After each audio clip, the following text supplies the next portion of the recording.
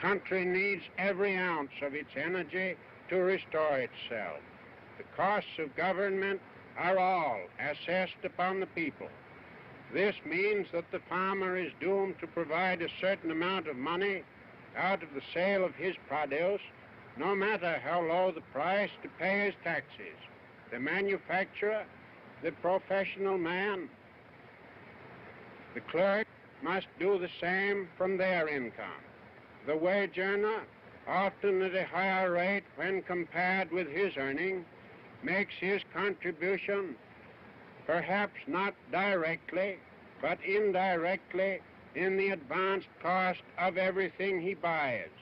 The expenses of the government reach everybody. Taxes take from everyone a part of his earnings and force everyone to work for a certain part of his time for the government. When we come to realize that the yearly expenses of the governments of this country, the stupendous sum of about $7.5 billion, we get $700 million is needed by the national government and the remainder by local governments. Such a sum is difficult to comprehend. It represents all the pay of 5 million wage earners receiving $5 a day, working 300 days in the year. If the government should add $100 million of expense, it would represent 4 days more work of these wage earners. These are some of the reasons why I want to cut down public expense. I want the people of America to be able to work less for the government and more for themselves. I want them to have the rewards of their own industry. This is the chief meaning of freedom. Until we can reestablish a condition under which the earnings of the people can be kept by the people, we are bound to suffer a very severe and distinct curtailment of our liberty.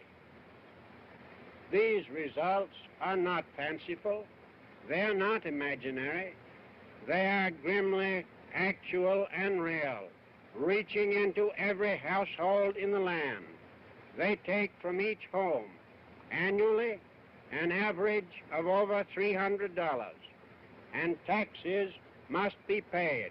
They are not a voluntary contribution to be met out of surplus earnings. They are a stern necessity. They come first.